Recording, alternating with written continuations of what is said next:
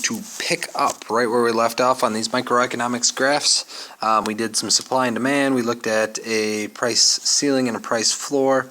I didn't go into it maybe as much detail as I should have on that price floor, but hopefully I gave you sufficient to answer any questions that you would need. Kind of forgot to label my quantity supplied at that price floor.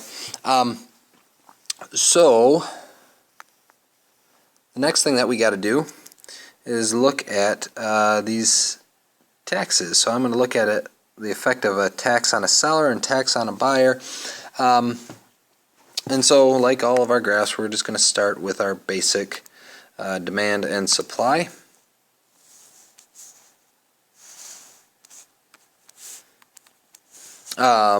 P and Q, there we go, and we've got a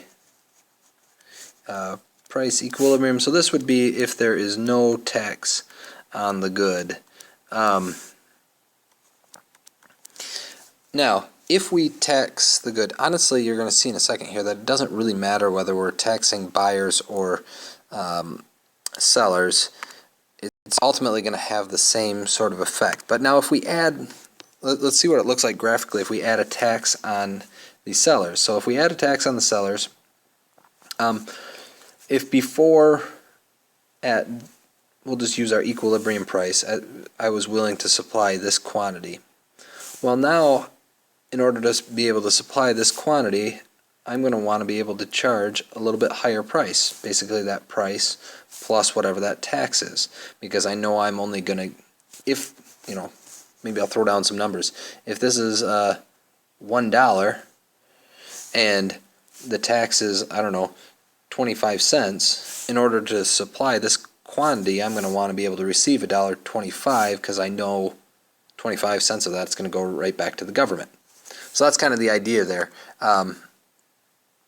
If I add a tax on the sellers, it's really going to drive the cost up, which is kind of a shift back in the supply curve. So there's supply plus tax. So what does that leave me with? Well, it leaves me with a new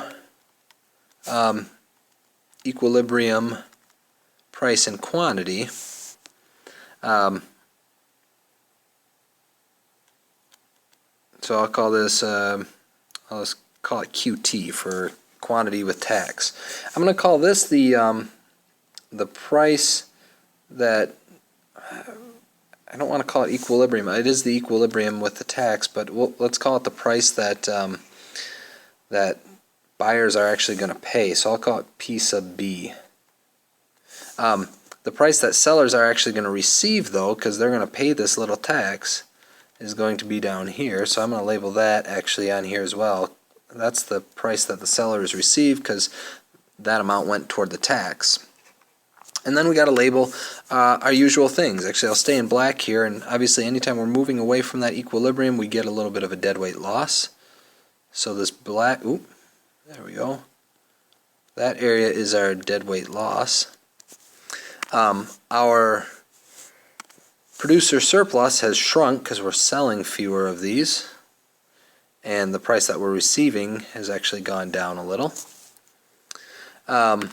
The consumer surplus has actually shrunk too because the price buyers are paying is a little higher, and they're not buying as many, they're not getting as many good deals. Let me label those things. Consumer surplus and producer surplus. That leaves one area here, and I'm going to really muddy this up a little bit, but this whole area, if you think about it, it's the quantity that were bought. So we went from 0 to Q sub T. So the quantity that were bought times the difference between these prices is the amount of the tax.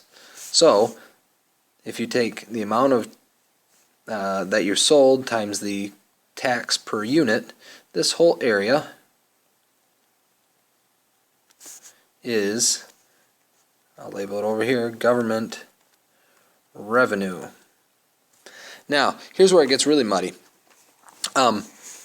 You'll notice that the price buyers are paying is indeed higher than what they used to pay. However, it's not higher by the amount of the tax. Buyers are paying part of the tax in the form of higher prices. And you'll notice too that the price sellers are receiving is lower than the price they used to receive, but not by the entire amount of the tax.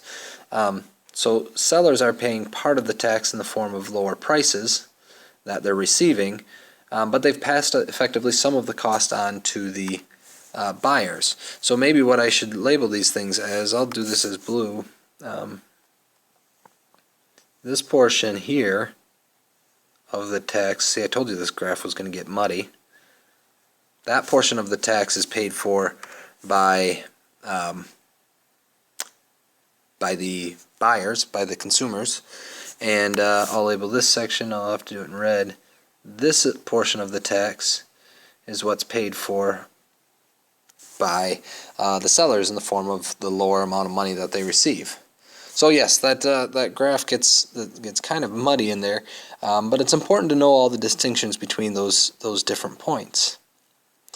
I should add in here that, of course, the elasticity of both demand or supply is going to have a big effect on that. This is going to be kind of sloppy. I'll just do it down here. Shoot. It's not going to work because I'm going over two different pages. But you can imagine, and I'll just draw it really small and maybe we'll zoom way in. If you were to have really inelastic, we'll say inelastic demand. So instead of sloping down like this, we've got demand like that, and of course supply goes like this. So that's a very inelastic demand. In fact, I drew it perfectly inelastic. If you added a tax to this one,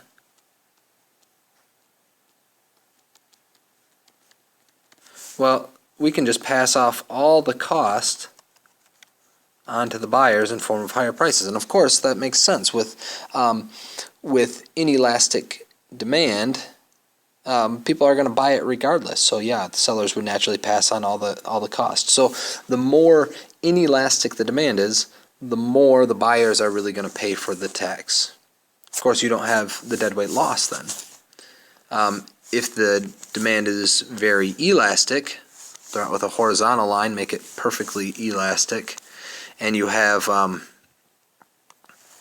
that same effect.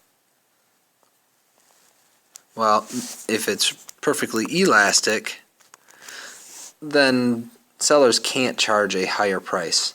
So they're just going to have to eat their losses or stop supplying it. And so you're going to end up with a much bigger deadweight loss, right? Because we lost all of that. So the deadweight loss becomes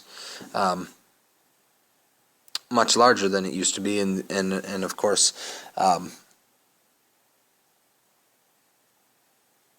we're going to provide a whole lot less of it, sorry, and the sellers are going to be paying basically all of the tax in the form of reduced revenue per item. So I wanted to make that distinction. You can also, if you want to stop and ponder it for supply, you'll see that there's a fairly similar relationship there, but kind of the opposite of the demand one. So the more elastic the demand is, the more the cost gets passed on to the buyers. Of course, the more elastic the supply is, the more they will pass it on to the buyers. And so the similar relationship, but just the reverse of of what you saw there. Now here's the really cool thing, and maybe the most important thing. It really ultimately doesn't matter whether you tax the buyers or the sellers, because if we add a tax to the buyers, it's going to have a similar effect. As a oh my goodness, I mislabeled my things. Ooh, something looked funny. Let's try that again. Demand, supply, there we go. PQ, equilibrium. All right, P sub B, Q sub B. Beautiful. as a buyer, if you decide to put a tax on me, so maybe I'd be willing to buy one at this price right here. Well, if I know I'm going to also have to pay a tax on top of this, the price that I'm willing to pay is actually going to be only here, because I know I'm going to also pay the tax, which will bring my total cost up to here. And same if I'm this guy over here, right, and I'm willing to buy it at this price, well, that means I really am only willing to pay that much because I know I'm going to also have to pay a tax. And so what we're going to get is a shift in the demand curve. Okay, that was not like my best drawing there. Let me try that one more time. There we go. So that would be the demand curve plus the tax. It would actually reduce demand for the good. And you're going to see the same thing, right? This is the new price that buyers pay, what that sellers receive, but the true price that buyers pay is going to be up here. And so really, again, you're going to get that same effect. You're going to get a deadweight loss. You're going to get a reduction in consumer surplus. You're going to get a reduction in producer surplus. So with that tax, the quantity we're actually going to buy, I forgot to label that. I'll call that Q sub T. That's the equilibrium quantity with tax.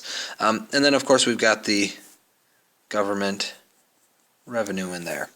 And part of that is being paid by buyers in the form of higher prices. Part of it is going to be paid for by sellers in the form of a lower amount that they receive. And so you're going to get the same effect that we saw with the tax on sellers. It's really the same thing. It doesn't actually matter who you tax. I think we'll start a new video at market structures here. So that was really just a look at the effect of taxes. So join me next time for market structures and the costs of individual firms.